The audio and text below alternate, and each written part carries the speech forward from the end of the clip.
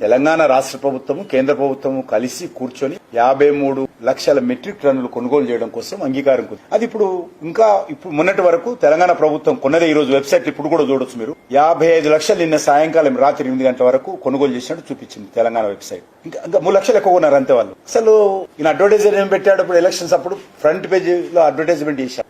ఆఖరి గింజ వరకు కూడా మేము రాష్ట్ర ప్రభుత్వం తరఫున కొంటానని. మరి మీరు కూడా కొనాలి కదా.